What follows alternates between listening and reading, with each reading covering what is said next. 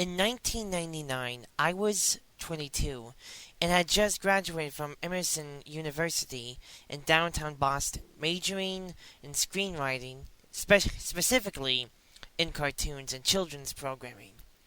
My depth was pretty bad, so when Nickelodeon Studios offered me an internship at the studio in California, I accepted immediately. I jumped at the chance to get away from dead-end job at Benjamin Franklin Tour Guide. Many of you asked to see Crybaby Lane, but if you want to see the original Crybaby Lane, you never will. Even if Nickelodeon somehow consents to releasing it to you. You won't be seeing what was shown on TV, and you are sure as fuck won't be seeing the original that Lauer made. I don't even think Nickelodeon has the original cut of the movie anymore. And if they do, it's in only backup copies. If the backup copies exist, they must be locked away in some vault, along with all the deleted episodes of Ren and Stimpy and the never before mentioned episodes of SpongeBob SquarePants. I'm pretty sure that the director, Peter Lorre, has the original copy, and it's probably on his mantle next to his snuff films. That creepy ass fuck. Anyway, I was hired in 1999 and immediately was put on a creative production team for the movie Crybaby Lane. It would be almost a year before the movie was due to be broadcast. All in all, it was pretty low effort kind of thing. There were only 4 people on the creative team, and I was the only steady one. Lauer would replace them on a whim. He said it was to keep it fresh. I thought it was because he was hiding something. And I was right. We had little over a year to make a made-for-TV movie. Not just to write it and cast it, but to film it and get it edited. Lauer didn't work fast at all. After the first 3 weeks, we only had the ideas for the first 15 minutes of an 85-minute movie. Lauer, even at this point, was a weirdo. He was tall and lanky, and he carried himself awkwardly. He stuttered when he talked, and sometimes when you were hunched over a piece of paper during those endless brainstorming sessions, you'd look up and you catch him staring at you, smiling. He looked away when you caught his eye, and I guess that was the creepiest part. He always looked like he had something to hide. The brainstorm sessions at first were alright. We got the premise of it down pat. 2 brothers unleash a demon, and they get into mischief trying to get everything back to normal. Not exactly daytime Emmy stuff, but, it was a alright start. I thought the movie should be goofy and spooky, kind of like Courage the Cowardly Dog sort of deal. However, from the very beginning, Lauer made it clear that he wanted the film to be as scary as possible. He didn't want it to be cheap frills with a good wholesome ending. He wanted to push it farther than Are You Afraid of the Dark ever dreamed of. And I guess he did. It was about 3 weeks into production, and I first noticed something. Lauer had the absolute power of persuasion over everyone else in the creative production team. No one fought him, and by the 3rd week, he was already suggesting some morbid things. I remembered he said he wanted the little brother to die halfway through the movie, getting hit with a dump truck. I immediately shot it down. I was the only one who said anything, and it stayed that way until I left the studio entirely and never came back. At first, cannibalism and other fucked up shit was kept to jokes and tasteless comments, but as time went on, it became more and more overt. I'd give him an idea, which most of the time he would end up using, like, how about the movie starts with a morbid undertaker who reads them stories? To which he replied, yeah, and then he cut them up into little pieces and force feed them to his dog.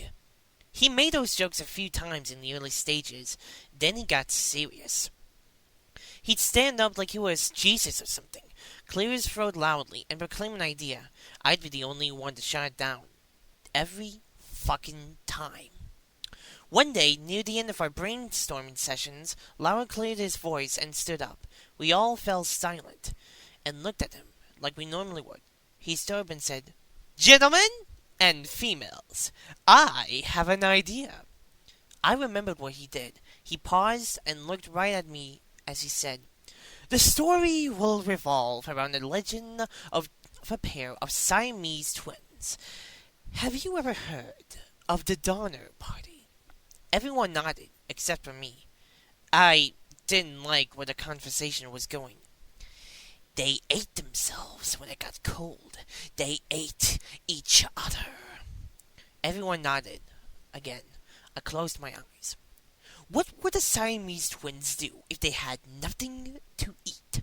Would one wait until the other twin dies, then consume her own sister's flesh?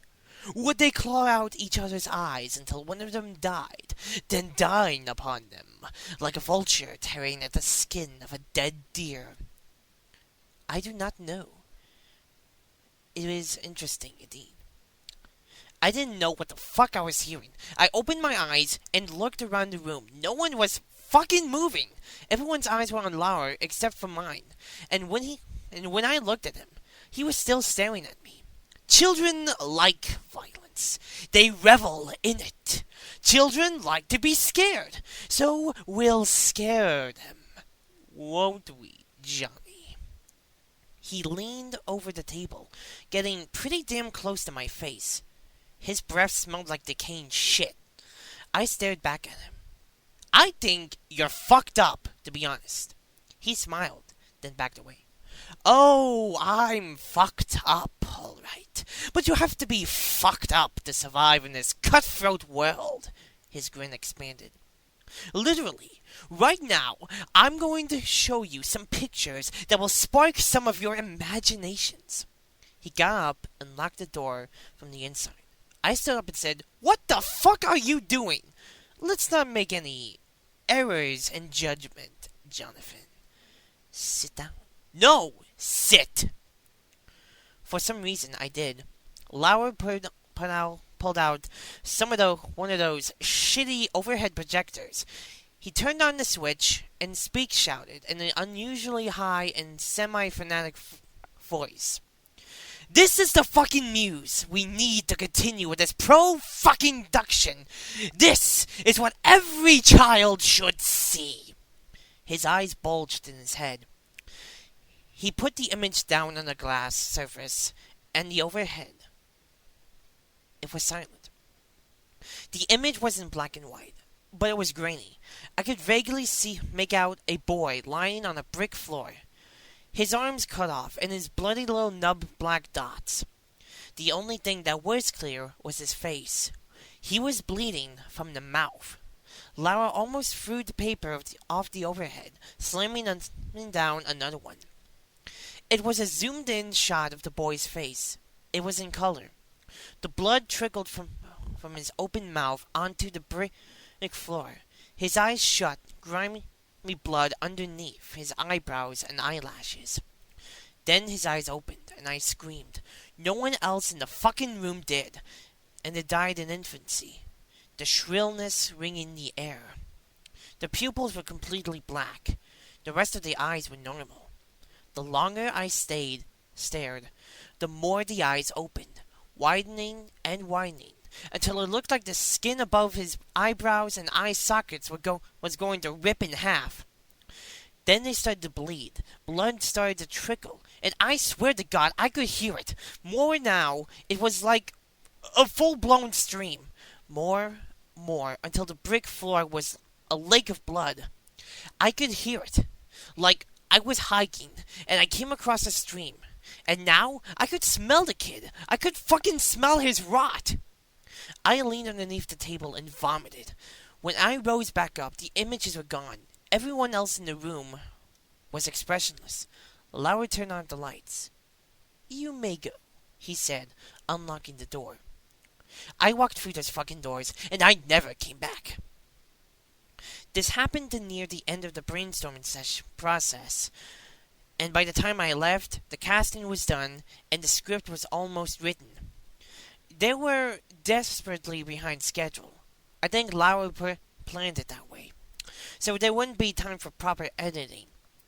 I never watched the real thing when it aired, but I heard from a friend who was working in the editing department. They had to cut a good 15 to 20 minutes of disturbing footage from the film before it was fit to be released. And it was only fit to be released. They didn't have enough time to check the footage frame by frame. I guess you guys wish.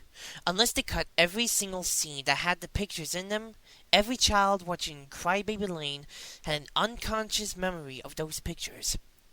And I weep for them. Really, I really do. They fucked me up. And as I write this to you, it'll be the last thing I'll ever write before I slit my throat and before blood spatters all over this fucking computer screen. There's something I should tell you first, though. Early on, Laura posted an idea of the two brothers capturing a squirrel, putting said squirrel in a jar, and slowly drowning it before filling the jar with sand and dropping it into the bottom of the pond. Soon after this was suggested, Sandy from SpongeBob SquarePants appeared in the Tea at the Tree Dome. Laura also suggested, in one scene of the movie, for a man with a squid-like nose to take off his pants in front of the two boys and rape them off camera, but heavily implied, Squidward soon appeared as a major character in SpongeBob SquarePants.